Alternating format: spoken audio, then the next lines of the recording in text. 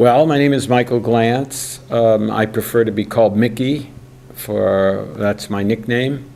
I've been doing climate-related impact studies for about 40 years, and before that, I did 10 years of decolonization in Africa.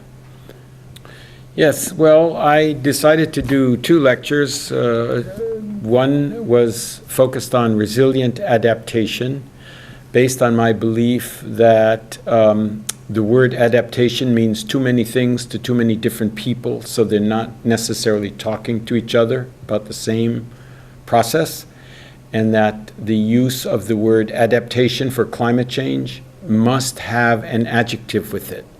And my adjective is resilient adaptation, which is a flexible approach to an uncertain future. I'm working on disaster risk reduction program evaluation in Asia, Africa, and Latin America.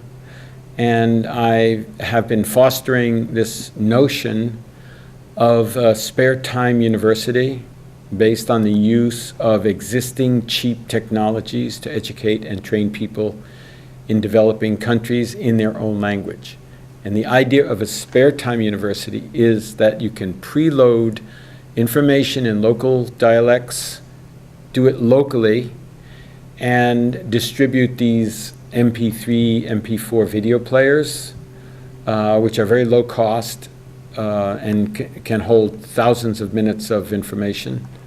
And they can listen to it whenever they want, wherever they want. Well, there's a concern in the UN about emerging environmental issues, looking for what's coming next.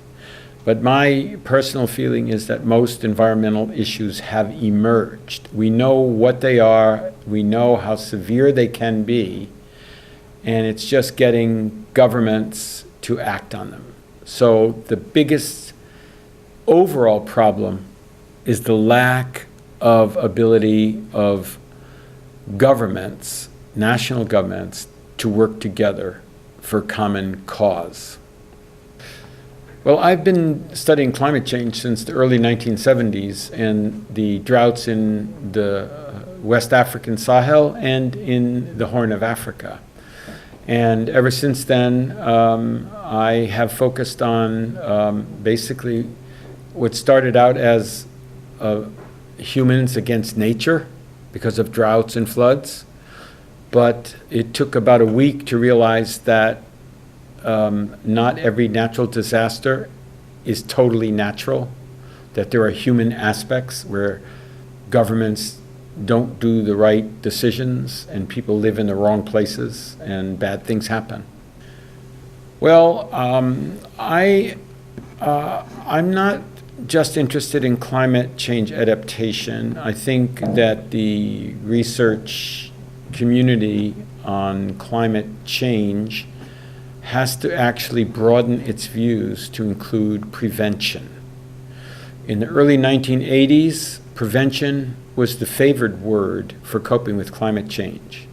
But after a few years, governments realized that they couldn't stop it, so they dropped prevention.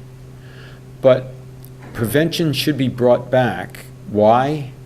Because we can stop new things we do that make the climate change situation worse. So that's why I think prevention must be considered along with adaptation and mitigation.